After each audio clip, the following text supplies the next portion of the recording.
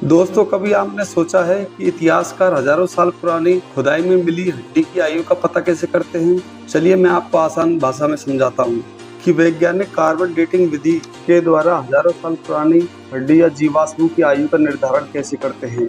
देखिए, प्रत्येक जीव जंतु का शरीर कार्बन 12 और कार्बन 14 से मिलकर बना होता है, लेकिन जब जीव की मृत्यु होती है तो जीव के मृत शरीर में कार्बन 12 तो यथावत बना रहता है, लेकिन कार्बन 14 रेडियो एक्टिव होने की वजह से मृत जीव के शरीर से धीरे धीरे नष्ट होना प्रारंभ हो जाता है।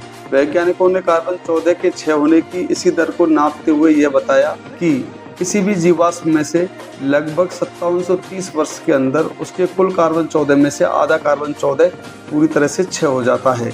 अर्थात अगर किसी जीवाश्म में कार्बन 14 की मात्रा आधी रह गई है तो हमें यह मानना चाहिए कि वह जीवाश्म लगभग 5730 वर्ष पुराना है। इस प्रकार हम कह सकते हैं कि जिस जीवाश्म में जितना कम कार्बन 14 होगा वह जीवाश्म उतना ही ज़्यादा प्राचीन होगा, और जिसमें कार्बन 14 की मात्रा ज़्यादा होगी वह जीवाश्म बाद के समय का होगा। कार्बन डेटिंग विधि से हम सिर्फ 50,000 वर्ष तक की आयु वाले जीवाश्मों की आयु का पता लगा सकते हैं। 50,000 वर्ष से ज़्यादा के जीवाश्मों की आयु का पता लगाने के लिए हमें पोटेशियम ऑर्गन डेटिंग विधि और यूरेनियम सीसा डेटिंग विधि का यूज लेना पड़ता है। कार्बन डेटिंग विधि की खोज अमेरिका के प्रसिद्ध वैज्ञानिक V.F. लेवी ने 1946 में की थी, जिसके लिए उन्हें 1960 में रसायन विज्ञान का नोबेल पुरस्कार भी दिया गया।